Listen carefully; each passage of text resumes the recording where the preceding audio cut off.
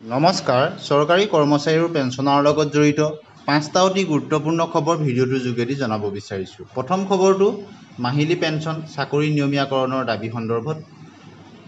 Guwahati press ক্লাবত বুধবাৰে অৱসৰী আৰু মৃত কেজুৱেল ফিক্স পে কৰ্মচাৰীৰ বিভিন্ন দাবীক লৈ এখন সংবাদমেল অনুষ্ঠিত কৰে। সংবাদমেলযোগে অৱসৰী আৰু মৃত কেজুৱেল ফিক্স পে কৰ্মচাৰীৰ সভাপতি তেখেতলোকৰ বিভিন্ন সমস্যা সন্দৰ্ভত অৱগত কৰে। তেওঁলোকক মাহিলী পেঞ্চন চাকৰি নিয়মীয়াকৰণৰ দাবী সন্দৰ্ভত বক্তব্য ৰাখে আৰু বহুখিনি গুৰুত্বপূৰ্ণ আলোচনা হয়। তেওঁলোক নিযুক্তিপ্ৰাপ্ত WCMR কৰ্মচাৰীসকল 2025 চনৰ 31,049 জনৰ চৰকাৰী নিয়মীয়াকৰণ হ'ল, কিন্তু নিযুক্তিপ্ৰাপ্ত একে সময়তে দৰমহা পোৱা কেজুৱেল কৰ্মচাৰী চাকৰি নিয়মীয়াকৰণ নহ'ল। সেয়েহে তেওঁলোকৰ দাবী যে 1992-93 বৰ্ষৰ আগৰ বাকী ফিক্স পে কৰ্মচাৰীসকলৰ পৰিয়ালসমূহক চলিব পৰাকৈ পেঞ্চন দিয়াৰ ব্যৱস্থাসহ তিনিটা দাবী পূৰণৰ অৰ্থে সংবাদ মাধ্যমযোগে আহ্বান জনালে।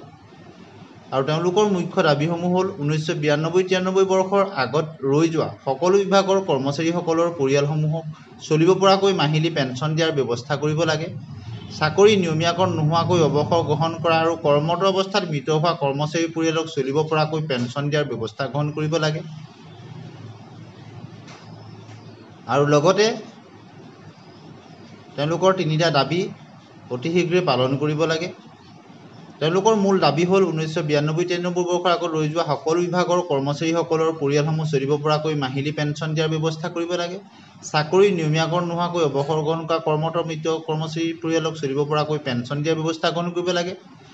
আৰু এজন কৰ্মচাৰীয়ে পাবলগীয়া টাৰ্মিনেল গ্ৰেচুইটি আৰু সম্পূৰ্ণ ঘৰ ভাড়া আদি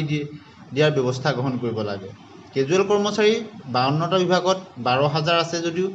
কিছুমান 2025 চনত অৱসৰ গ্ৰহণ কৰি আছে। গতিকে তেওঁলোকৰ দাবীসমূহ শীঘ্ৰে পূৰণৰ কাৰণে ব্যৱস্থা গ্ৰহণ কৰিবলৈ চৰকাৰক আহ্বান জনাইছে। দ্বিতীয়টো খবৰ, বিদ্যালয়ৰ অধ্যক্ষ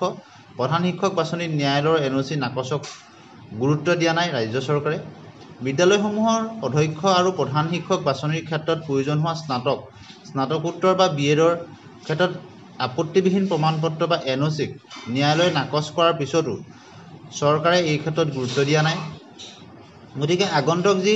প্ৰধান শিক্ষক অধ্যক্ষ বাছনিত বহু শিক্ষক বঞ্চিত হ'ব বুলি তেওঁলোকে আশংকা কৰিছে। ৰাজ্য চৰকাৰখনে ন্যায়ালয়ৰ নিৰ্দেশকো কোনো গুৰুত্ব দিয়া নাই। এনে পৰিস্থিতিত প্ৰধান শিক্ষক বাছনিৰ ক্ষেত্ৰত সকলোৰে অন্তৰ্ভুক্ত কৰিব লাগে বুলি চৰকাৰলৈ আহ্বান জনাই শিক্ষক সমাজে প্ৰকাশ কৰিছে যে সম্প্ৰতি বিদ্যালয়সমূহত উক্ত নিযুক্তি প্ৰক্ৰিয়া আৰম্ভ কৰি দিয়া জিলা নিৰ্বাচন কমিটিয়ে তালিকা বিভাগলৈ প্ৰেৰণ কৰিছে, কিন্তু NOC বিচৰাৰ নামত বহুতক বঞ্চিত কৰি তালিকা প্ৰস্তুত কৰা বুলি সন্দেহ কৰি হৈছে। আনহাতে উচ্চ শিক্ষাগত অৰ্হতা অৰ্জন কৰা শিক্ষকৰ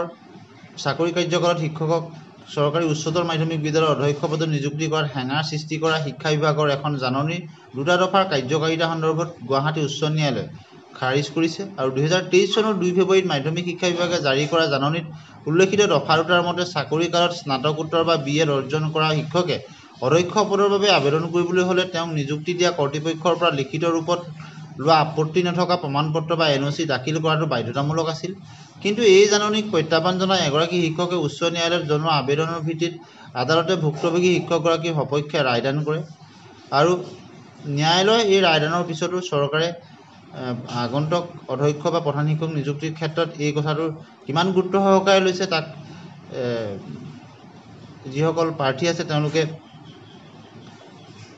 ভাবিছে যে এই নিৰ্দেশনা মতে যাতে হয় আৰু এগৰাকী শিক্ষকে উচ্চ ন্যায়ালয়ত তেওঁ যি আবেদন জনাইছিল তেওঁৰ সপক্ষত ৰায়দান আহিছিল আৰু ইয়াৰ পিছতে অসম মাধ্যমিক শিক্ষক কৰ্মচাৰী সংস্থাৰ তদানীন্তন সম্পাদক গোবিন্দ চন্দ্ৰ কলিতাই অসমৰ শিক্ষামন্ত্ৰী মহোদয়লৈ এখন পত্ৰও প্ৰেৰণ কৰিছিল, যিহেতু আদালতত NOCৰ ব্যৱস্থা বাতিল কৰিছে। গতিকে NOCৰ নামত নিযুক্তিৰ ক্ষেত্ৰত কাকো যাতে বঞ্চিত কৰা নহয় তেওঁ সেই পত্ৰখনত আহ্বান জনাইছিল। ইয়াৰ পাছতো জিলা নিৰ্বাচনী কমিটিয়ে এতিয়া প্ৰস্তুত কৰা তালিকাই বহু শিক্ষকক বঞ্চিত কৰাৰ সম্ভাৱনাই দেখা দিছে। গতিকে আদালতৰ নিৰ্দেশনা মতে যাতে পৰৱৰ্তীখিনি আগবাঢ়ে তাৰ কাৰণে আশা কৰিছে। এতিয়া আহিছোঁ অন্য এটা গুৰুত্বপূৰ্ণ খবৰলৈ, এই পে ফিক্সেশ্যনৰ সম্পৰ্কত। Office of the mission director সমগ্ৰ শিক্ষা অসমৰ ফালৰ পৰা পত্ৰখন প্ৰেৰণ কৰা হৈছে আপোনালোকে নিশ্চয় দেখিছে দুটা inspector of school all district regarding fixation of pay arising and equalization of MSCP equalization ROP pay fixation সম্পৰ্কত আৰু ROP সম্পৰ্কত with reference to the subject cited above it is to inform you that সদৌ অসম প্ৰাথমিক TET উত্তীৰ্ণ শিক্ষক সমাজে submitted prayer petition regarding various demand অৰ্থাৎ সদৌ অসম প্ৰাথমিক টেট উত্তীৰ্ণ শিক্ষা সমাজে বিভিন্ন ধৰণৰ তেওঁলোকৰ দাবী জনাইছিলে petition regarding various demand in respect of govt in finance department has issued instruction with regards to fixation of pay আৰু তাৰ ভিত্তিতে ফিক্সেশ্যন অফ পে কাৰণে ব্যৱস্থা গ্ৰহণৰ কাৰণে কোৱা হৈছে and equalization of MSCP equalization ROP etcetera to avoid long fixation recovery of excess etcetera গতিকে পে ফিক্সেশ্যন সম্পৰ্কত এখন গুৰুত্বপূৰ্ণ পত্ৰ আহিছে আপোনালোকে নিশ্চয় দেখিছে পৰৱৰ্তী সময়ত ইয়াৰ কাৰ্যপন্থা কেনেদৰে গ্ৰহণ কৰা হয় সেই সম্পৰ্কত পৰৱৰ্তী খবৰ আপোনালোকক দিবলৈ চেষ্টা কৰিম আজি মূলত এই গুৰুত্বপূৰ্ণ খবৰকেইটা আপোনালোকলৈ আগবঢ়াই দিলোঁ এনে ধৰণৰ খবৰৰ কাৰণে আমাৰ চেনেলটি ছাবস্ক্ৰাইব কৰি দিব ভাল পালে লাইক আৰু শ্বেয়াৰ কৰিব বন্ধু বান্ধৱীলৈ আৰু কমেণ্ট ছেকশ্যনত গৈ হাইপ বটনটো টিপি দিব আৰু ভিডিঅ'টো এটা লাইক কৰিবলৈ নাপাহৰিব ধন্যবাদ